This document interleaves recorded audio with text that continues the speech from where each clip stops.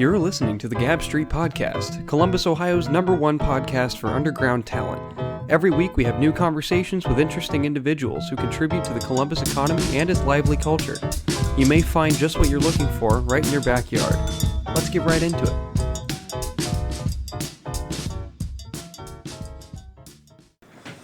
That's some good coffee. Cool. We only get the best Highlander grog in this house.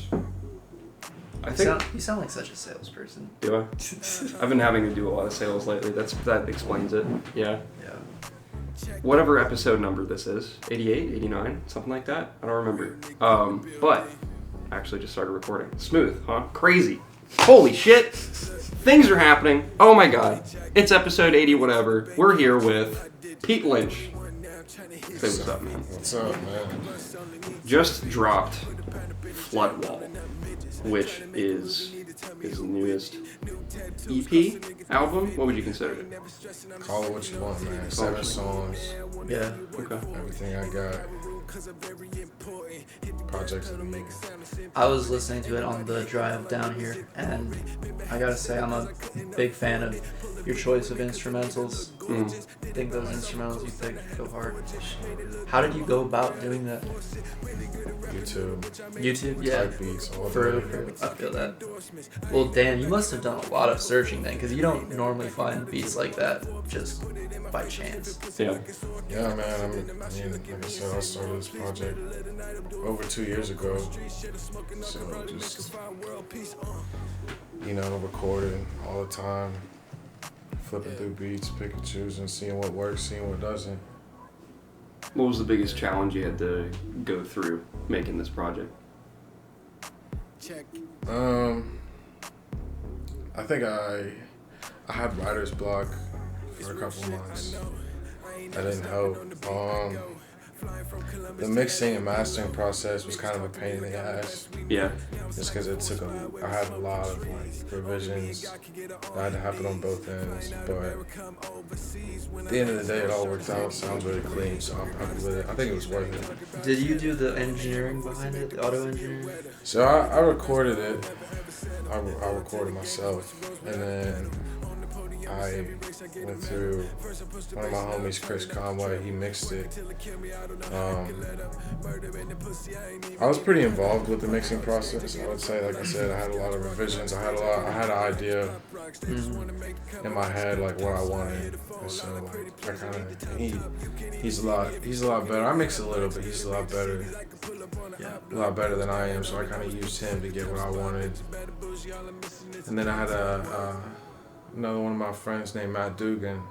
He's out in LA right now. He mastered it, and he helped me get like the levels right on all the tracks, and we worked for a while. And yeah, I'm really happy with how it turned out.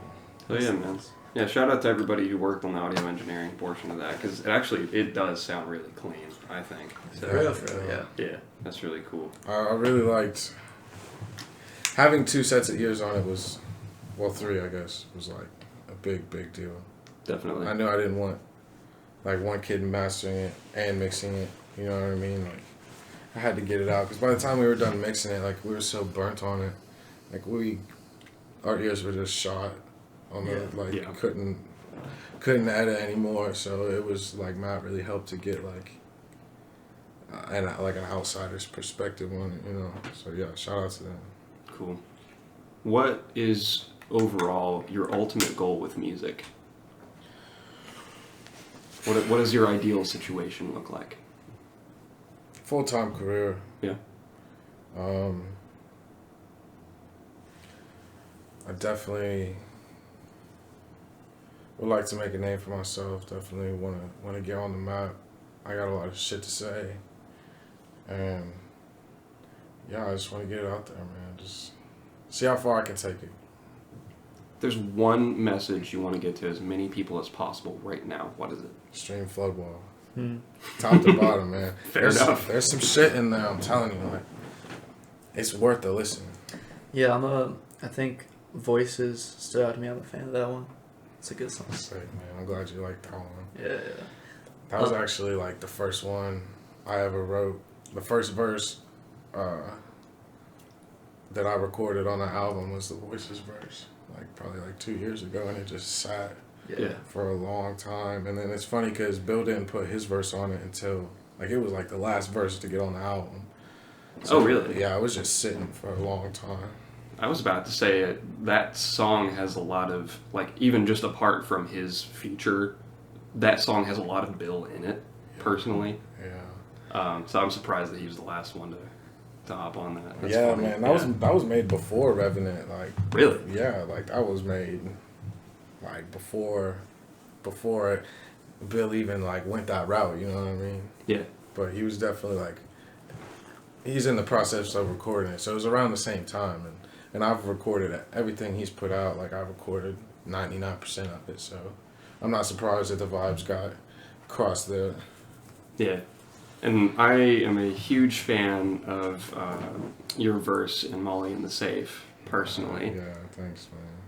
Bill, I remember we interviewed Bill back in like the episode 60s range or something, and he mentioned that you don't always like to talk about Molly in the Safe because of the lyrical content. Is that true? Nah, man, I like it. I do like the song. It's definitely my most popular song. I feel like most people, especially before Floodwall, most people know me like from that track. It was kind of like we just made that song so quick, and I was like pretty young when I wrote that. I was probably like, I don't know, 19, 18, something like that. Yeah. So, nah, but it's a good song. I couldn't believe like how fast it spread. Like people are always talking to me about that song. Really? It's always that track. Like, when I was like 18, 19, I really wanted my voice to sound like your voice, but it never happened. I always wanted that deep raspy voice, but I smoke too much. yeah, you gotta. I like your cadence. I think your cadence stands out. Thanks, man. I play drums, so it kind of helps. That makes sense. Yeah. Yeah. A lot of my flow comes from like drum patterns. Hell yeah. So you said you're both in Chillicothe, or not both. You are in Chillicothe, Athens, and Columbus all pretty often. Yeah. How would you compare? I mean, is there a scene in Athens to be compared to, or? There's a music scene for sure. There's not a hip hop scene, but there's definitely like a solid music scene. Like all my favorite shows, like both like mine and ones that I've just been to, have all been Athens house parties. Like those shows, they used to go crazy, and I had a lot. Like it was a really good space to like start a music career, just because like the shows went so wild that it was just a lot of fun. What's the vibe? Like, is it like indie, pop, rock? I would say like kind of indie and grunge and like. Ooh, okay. I like grunge. I'm gonna make a mental note of that because I might need to go to Athens to get some exposure for the music I'm working on. Then that sounds like they probably like what I'm working on. Probably. Exposure to COVID or? Well, both. Yeah, obviously. We want that COVID. How about COVID inspiration? Jesus, Yeah. heaven forbid. What are the numbers like down there? Do we know? Bad. Do you know? Real bad. Real bad? Real bad. Yeah. They're giving out fines for parties now. Jesus. Honestly, I'm for that. to be honest, I don't know. I think gathering a ton of people and I feel like this is okay with 3 people, but gathering like 20 to 30 people together does not feel like a great idea right now. Yeah. Yeah, and I'm surprised. Like Joseph Keith threw a show at Scully's like 2 days ago, as of the recording of this, and all the more power to it. If you can do it properly and distance it, but like, it's tough. I don't want to go to anything right now. It's freaky. Yeah, same. Yeah. Stay home, locked inside. Yeah. Yeah, Athens kids love to party, man. It's hard to stop them. OU, man. They just go. Yeah. OU's known for being a party school, so that completely makes sense. Yeah. what impact do you want to have on the people that are already around you and your future audience with your music? I definitely... My favorite part about music is, like, you know, that feeling that you get when you listen to a really good song, or a song that's kind of fresh, but you just learned all the words and it just hits, and it's just like a feeling I feel like you can't really get anywhere else. So yeah, I feel like when I'm making music, I always have that in mind, and that's always the goal. It's like generate that feeling in other people, or like give them goosebumps on their arms and shit like that. So Give them those goosebumps every time. every time. Every time. Every time. when it comes to that feeling, does the visual side of things play a role? Because for some people it doesn't, but I think for me, I can get that feeling from music, but it just hits different when you got a really solid music video to go with it. Yeah, I definitely agree. As of now, I don't have any music videos. Yeah, same. Yeah, it's just... It's harder. It is, man. All I know how to do is rap. Yeah, it's a whole other art form to learn, and it's like you got to learn your 16s per se when it comes to music videos. Whatever you could compare that to. Yeah. Oh shit, I had a point about that. I lost it. Let's move on to the next question then. So who do you look up to as an artist and as a person then?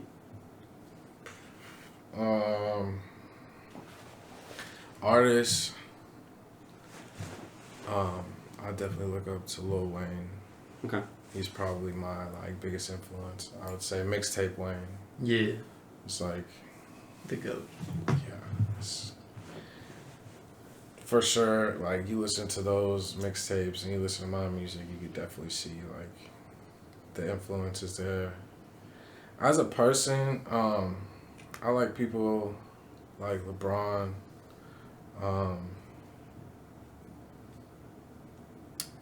50 Cent. I've been listening to his audiobook a lot recently. I didn't know he had one, to be honest. Yeah, it's really... What's it about? I would say it's information, knowledge, wisdom, that sort of thing. Just kind of Just like his life experience kind of thing? Yeah. And also, lessons, shit he's learned along the way. I mean, shit, he's worth, what, $30 million now? Something like that, so, yeah. I mean, he kind of...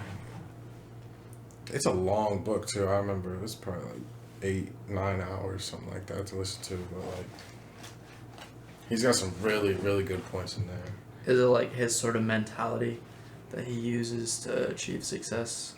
Yeah. That type of ish? Definitely that, and just shit he's learned, mistakes he's made and what he learned from them, things like that. I've listened to it probably 2.5 times by now. It's just so much stuff. You can't get it all the first time. I feel that. I know what you mean. So Floodwall was released under Sluggish Records. Yeah. Yeah, that's right. Tell me about that. Sluggish, man. I don't even, people always ask me, what is it? What's sluggish? What does it mean? This and that. I couldn't tell you, man. It's just, one day it just was, and then, stuck, pretty much. Okay. Was it just someone threw the name out, and you're like, yeah, it's stuck? Well, people call me Slug in Athens a lot. They started calling me that a long time ago, and people just ran with it for the most part. But the whole sluggish thing, we definitely needed, we ain't got no label or, anything. So it was almost kind of once it came around, it was just, almost something to cling to or something to claim, something like that. Yeah, I feel that. I feel that. And you do that with Bill, and is there anyone else involved right now? I think, pretty much anybody who like I work with, or even if I'm like friends with and just hang out with, I would say is kind of involved. It's almost like, I don't want to call it a collective. It's just like, you know, like come through, you know. Yeah, like it's just kind of a claim, you know, like a stance. It's more of something that you can kind of, it's something familiar for a group of people that you can put it on there. People are like, oh, okay. Yeah. Like, I know what this is going to be like, yeah. Probably, you know. That makes sense. Cool. Just kind of made it our own, you know. What's something that you wish everyone knew about you before they talk to you?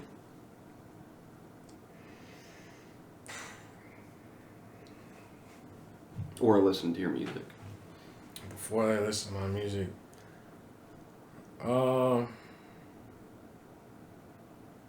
damn.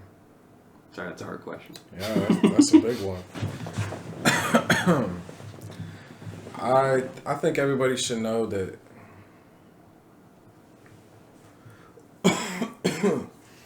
behind, like, you know, if you take the music for its face value, then that's all you'll get out of it. But I think if you dig like deeper into it, I think there's a lot to be taken away from my music. So you want people to know that it might take a few listens to actually process everything? Yeah, I would definitely give it a few listens, and you know, listening to it just kind of, like I said, like face value. That's fun too. You know, you could just like enjoy it, but if you want, you could dissect it and really like get into the lyrics and what I'm talking about, and you could take a lot away from it.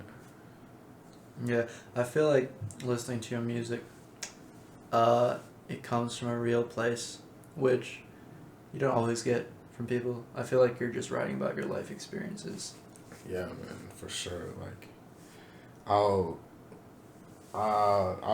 do anything before I lie in my music. Like, that's just that's not. I feel that. So many rappers be just lying for no reason. Like, you know what's great about not lying in your music too? It helps you remember your past in a way that most people can't. Like, you can just like go back and listen to your music from 2 years ago, and it'll bring you straight back to what you were feeling when you made that song. You're so definitely right, for sure. That's super true. Yeah. You know, actually, I released a song back in 2018. Believe it or not, about ADHD. Really? Yeah, it was like. I think I heard that one. It was an anger song about over medicating people with ADHD. I think it was called Scapegoat or something like that. I think that was the name of the song. Was it on the latest project? It's just on SoundCloud. It was a one-off. Oh, okay. First song I've ever released. Oh, word. Yeah, first one. I don't know if I've heard that one. But when I listen to that, I go straight back to freshman year of high school. Save your loss, please save yourself. Desire leaves you empty. Can you feel what you have taken under? Is it worth regretting? Yes, the less that you have, the more you want it. Simple, cannot say it. We're tempted to take everything I love, turn it to action. Run, you can. Tell me I can, I guess. Truth. Beauty is the sickness in disguise. I'll play the fluke. Litter in the lies until the lies become the truth. Until the lies become the truth. Skulls for Grenades. Debut EP. October 30th. SXFXG. All streaming platforms. Get 20% off all merch. Exclusively for Gab Street listeners. Use code GAB at our Bandcamp. Now, sing.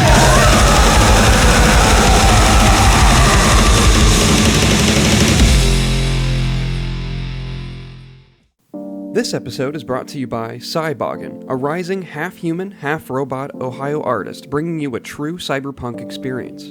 Cyboggin would like to share with the listeners of Gab Street his new song titled Malarkey. Here it is.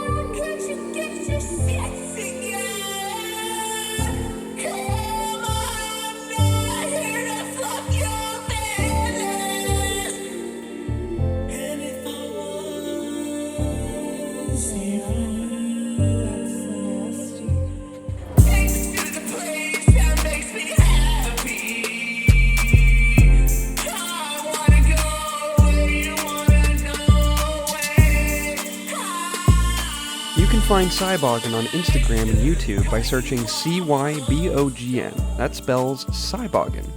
Now back to the show. Dude, this is a side note, but ADHD medication is fucked though. Oh, for sure. Like, my mom's boyfriend, her kid, or his kid, is on it, and he just, like, you can see how his mood changes at the end of the day, and he's just way more volatile, and I just bet he's going through some sort of mental anguish because he's coming off of that high, like a literal meth high, and you're like, fuck. Yeah. Like, we're giving kids meth, bro. God damn it. Oh, sorry, that's totally random. But Pharmaceuticals, man. yeah. Nah, for real. That's real shit, though. For real. Like, people are giving kids, like, medical meth. It's very close to the same formula. You ever seen them compared?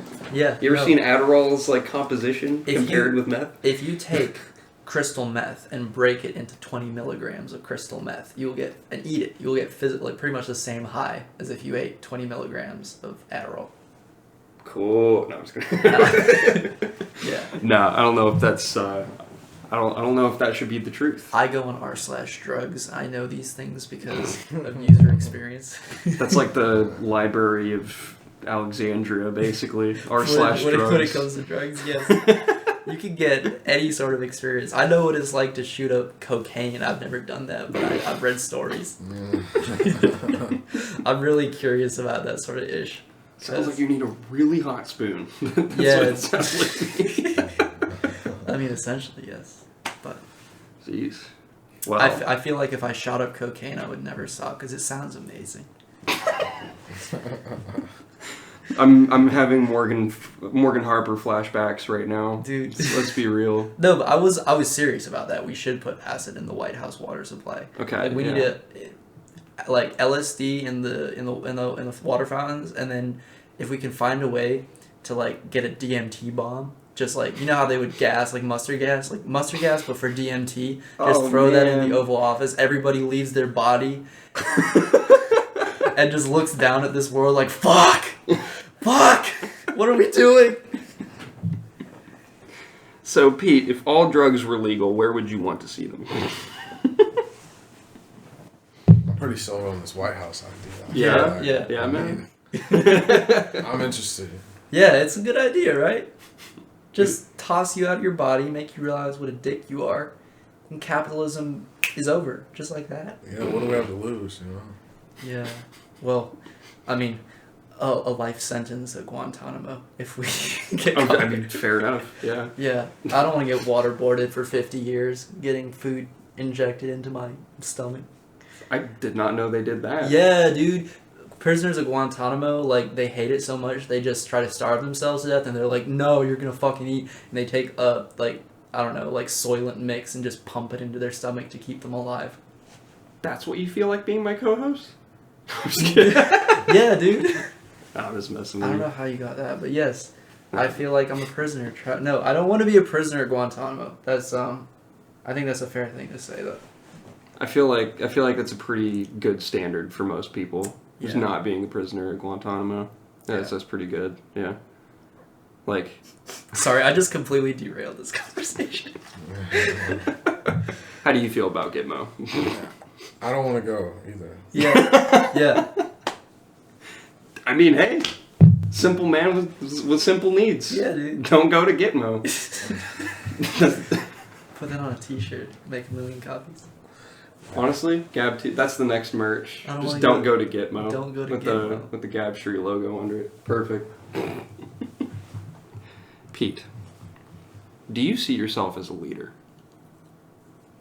Yeah. Yeah? Yeah, I think so. How so? I don't follow anybody. Shit. That's like the simplest way to put that. I would have never thought about that. Yeah. A lot of us these days have... That's kind of what I was talking about. We're all individualists these days. We're all individualists. Who do you think you lead?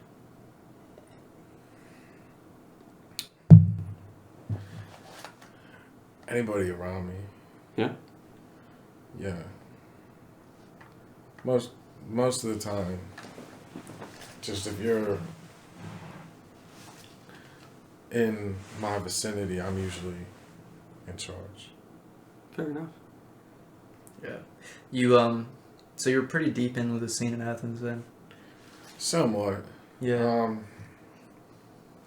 Right before COVID hit, I was picking up shows a little more, and I felt like I might be on the cusp of kind of like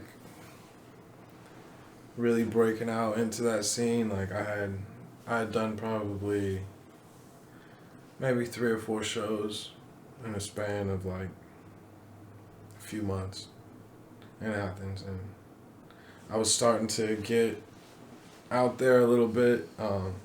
This is way before I had ever released any music at all. Mm-hmm. So you were throwing shows before you released music? Yeah. Okay. Yeah. That's tight. I just, when I started making music, I didn't know a whole lot about making music, as most people don't when they start. So, you know, I knew that I didn't just want to release anything. So I recorded for probably like a year or 2 years before I released my first mixtape, $6 on SoundCloud. Yeah. And that was honestly just the throwaways from Floodwall. Like, there wasn't anything else to that project other than like, I don't think these songs make the cut, but they don't necessarily deserve to live on a hard drive. Yeah. You know, I think I can see, now that you say that, I think I can see that influence in your music of like throwing shows before actually releasing music, because I noticed on Floodwall a lot of the tracks had lyrics that would be really easy to get everyone chanting in the crowd. Yeah. I feel like I didn't really think about that sort of aspect of making music until I went to a show, because I didn't really go to shows like growing up. Like I made songs before I ever went to my first show, and then Cory took me to my first hip hop show, and that just changed my perspective. I was like, fuck, I need to start making shit that I can interact with the crowd like that. Like, yeah, man, it's like, it definitely changes, especially when you perform. Like, I would do a show and be like, it definitely influences like what kind of music you want to make. I think you should definitely release Free Kodak Part 1 under his name. Under whose name? Under Pete. Pete? Yeah. And under Sluggish. Yeah. That'd be such a meme. My first song ever, I called Free Kodak Part 2 just because I wanted to fuck with people. Like, There's no Part 1? no Part 1. We've been searching for it for years. Yeah, I called it that because when I wrote it, he'd been locked up for a second time, but I just thought it'd be funny if people were like, where's Part 1? And then Cory asked me that on my first interview. He was like, where's Part 1? I was like, yes! Mission accomplished. You know, if we ever make a Gab Street album, Part actually, 1 has to be on there. Alright, I'll do that, Cory, just for you. Thank Free you. Kodak Part 1. Thank you. Yeah. Finally. Been waiting for the legend. I put to Free arrive. Kodak Part 2 on private, though, because I don't want people to hear it anymore. Oh, really? Come on. Yeah, I put Free Kodak Part 2, Premium Trash, and one other song, I forget. Oh yeah, an XXX Tentacion remix. The Look At Me remix, because that was pretty garbage. I actually don't remember that one. Yeah. Mm-hmm. It was a flyover. Okay. Yeah. Fair enough. What's on the horizon for you, Pete? You tell me, man. Yeah? What are your goals for the rest of the year? Just get through it? No. No? You got more? No, we gotta do better. Man, Floodwall needs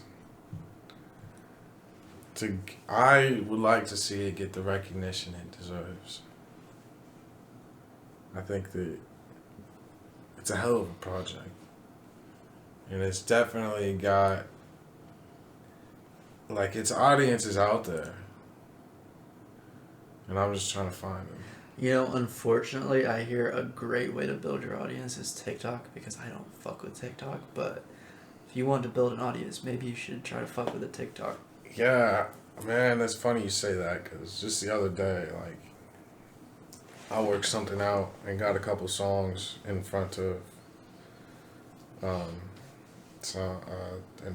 TikTok person Nice. who has quite a bit of a following. I'm not sure what's going to happen yet, so I don't want to speak on it too soon, but Fair enough. we gave it a shot. We'll see.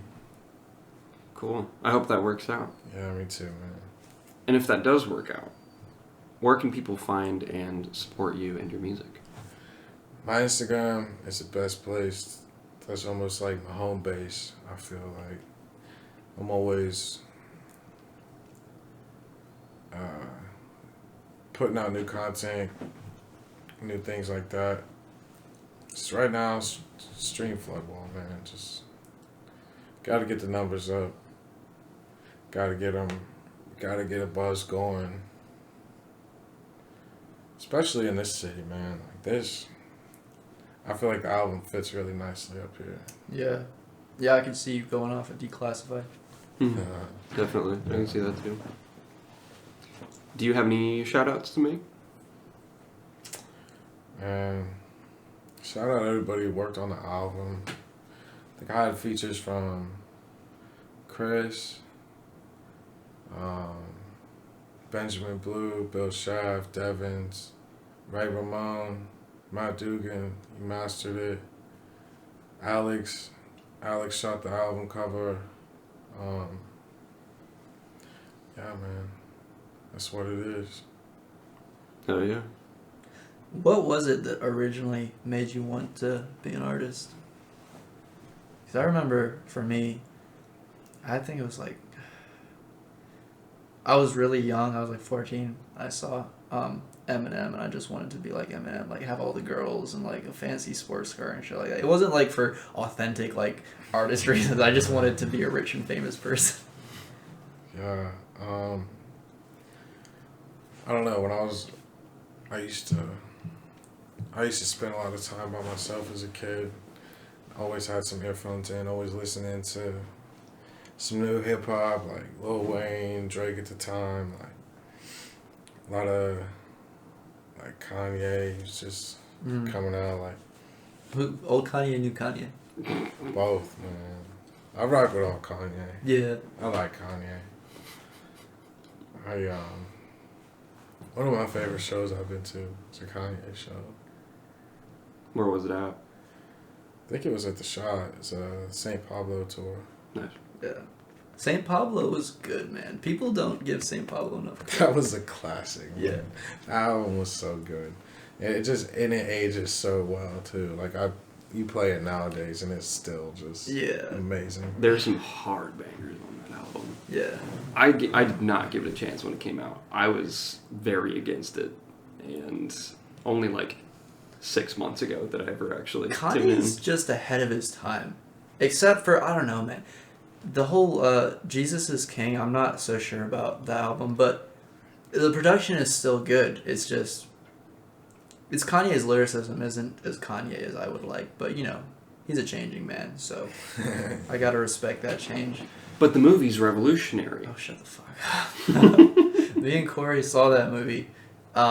We had no idea what to expect, but it was just like, it was like a 25-minute movie. Yeah. That was it. On IMAX. Yeah. Yeah, it was a YouTube video on IMAX. Yeah. Basically. It was a YouTube video of Kanye sweeping the floor after a church service for 20 minutes. And then there was like a woman holding a baby, and that was it. Yeah. But it was IMAX. It was IMAX, and the camera was on, like the camera was touching the baby. It was really weird, like super close. You could see the pores in the baby's skin. Yeah, dude. Yeah. I'm sure that if I ended up, we're probably not religious enough to get it. Well, even non-religious, like just sitting there and taking the time to dig into that, I'm sure there's something. Yeah. But I don't care enough. Maybe there's some biblical references to like piece together to create a message, like a hidden message that we just don't get. Yeah, man. But There's like a whole RPG world in that movie, bro. I'm sure there is. We could figure it out. we did the research. Yeah, man. We read the literature. Yeah. Wait, do you think that movie is just like the Bible but with Kanye in it? Because I don't know. I'm just waiting for Kanye to switch religions, honestly. Yeah. Like, he's so volatile. Scientologist. He's so volatile that, I don't know, man. Yeah.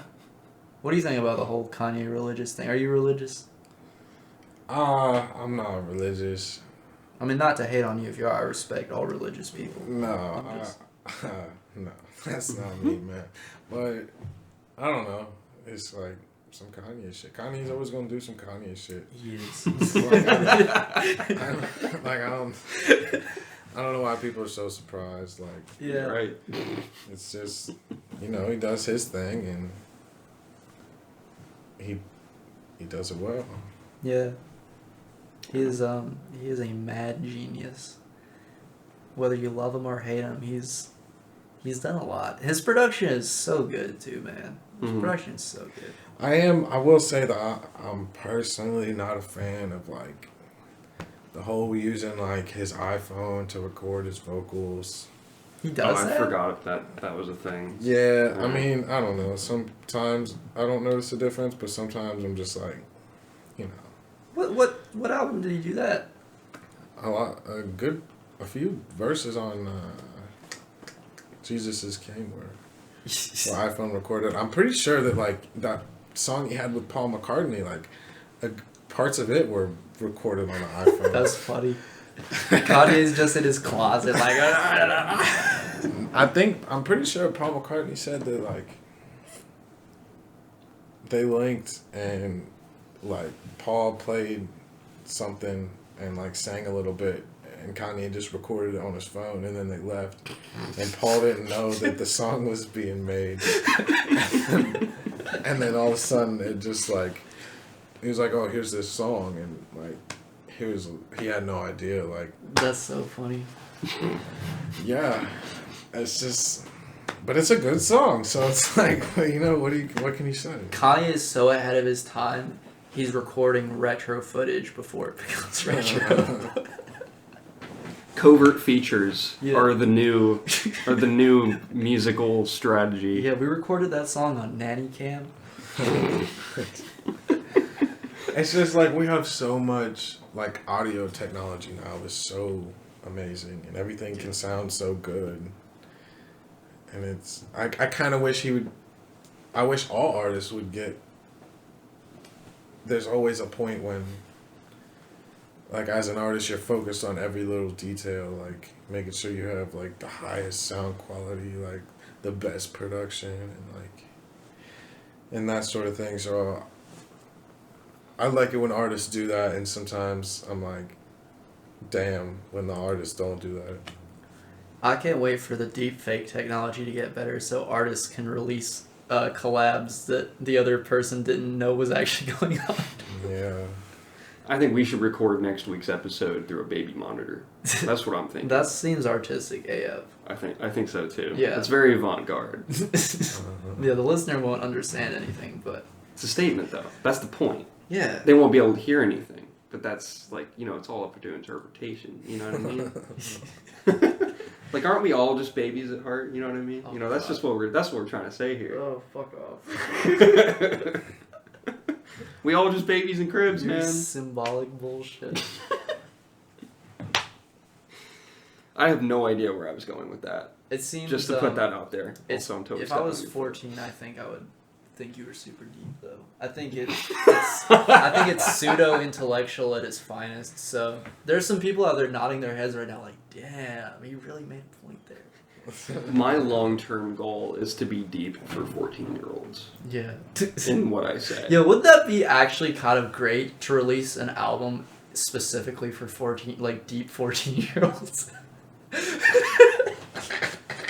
I just thought of that. That's hilarious. I'm gonna do that one day. It's just all songs where you can break up the lyrics like that stupid he lied, she believed or whatever. You know what I'm talking about? Fucking Speeve. Have you seen that where they take they take that sentence and then they break it up into that, but it just spells Speeve. No. If you go the opposite way. No. But I've seen the He Lied, She Believed shit. Yeah. Yeah. That's that whole album. Come out with some lyrics like, man, the world's so messed up. We all need love. We all need love. The world's so messed up. So, Pete, when's that album coming out? What album? When's the 14? Actually, what are you working? That's my shit, bro. What are you working on now? Do you got something in the workings? Or Fuck, man. are you just trying to promote? Well, yeah, I'm promoting right now, but I started recording recently. I brought a track with me. Oh shit! If you guys are interested. Hell yeah! Hey, I just got the masters back like 2 days ago, I think. So it's still pretty fresh. I'm thinking I might drop it like January, February, something like that. Probably sit on it for a little bit. Let Floodwall do its thing. Dope. Like a little single you got cooking? Yeah. I just got it finished. So, but yeah, man, if you want to check it out, I'm down to play it. Hell yeah! Okay. Yeah. Once we turn this mic off. Yes. We can, if you're interested, we can have it play during part of the episode if you want. Yeah, that's cool, man. You could even, or just a verse of it or whatever. Yeah.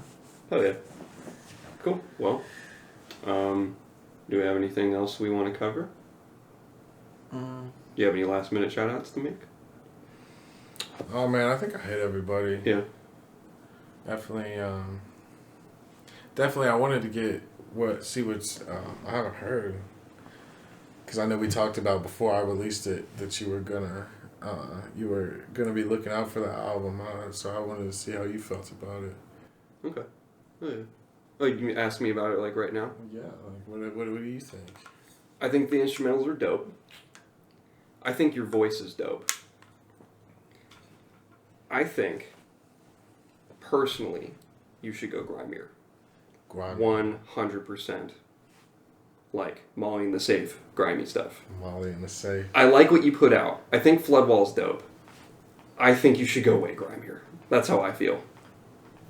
I have to keep that in mind. Yeah? Yeah. You do have a perfect voice for some raspy, grimy shit. Yeah.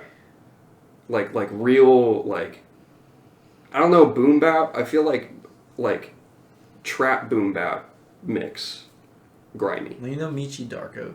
Yeah. That's what I'm thinking of. Yeah. We'll see where my life takes me. Yeah. I mean, yeah. Obviously, you don't want to be grimy if you're not actually a grimy person. Yeah. Your voice is great for grimy shit. Yeah, man. We'll see if I get that one day. Yeah. Oh yeah, man. Can I steal the spotlight for 1 second? I want to make a shout out, actually. Go ahead. I always shout this boy out, but I want to make a special shout out to my good friend Luke Chioka, I knew because it was gonna be him. he's been getting some clout recently. One of his videos on YouTube, some mixing tutorial, got some steam, and he just passed 1,000 subscribers recently. I think he's at like 1,500 now. But yeah, Luke Chioka. That's Luke and then Chioka, CHIOCCA. Look him up on YouTube if you're interested in like mixing tutorials. He's also working on a project of his own, like an EP. I think it's like hip hop related. And he released a really great instrumental recently, which is like a Spanish guitar sort of a vibey sort of song. So yeah, check out Luke Chioka. He's blowing up. He has made some grimy shit too. Luke? So yeah, he's. Yeah, what grimy? I think he's made some grimy. What grimy shit? I've heard grimy shit. Oh from no, him. yeah, he has. Yeah. Yeah. Some like orchestral grimy shit. Yeah. I think Luke's somebody you want to talk to. 100%. Actually, yeah. If you need a hip hop producer, he doesn't really produce for like anybody, but Luke is really dope at production. He can do a lot of shit. He's more like orchestral. He wants to score movies, but he has made a song for me, an instrumental for me, back in the day, and he has hip hop up his sleeve. He just doesn't use it that much. It's true. So I think we would both recommend. Yeah. Shout out Luke Chioka. Yep. Cool. well, anything else either of you want to cover? I'm cool, man. Doing good? Okay. Well, episode 80 whatever. Thank you for listening this week. Next week, remember, Baby Monitor. It's coming at you. I think next week we have country artist Wes Taylor on the show. So, listen out for that. We got you next Wednesday at 6 a.m., just like every Wednesday. Peace.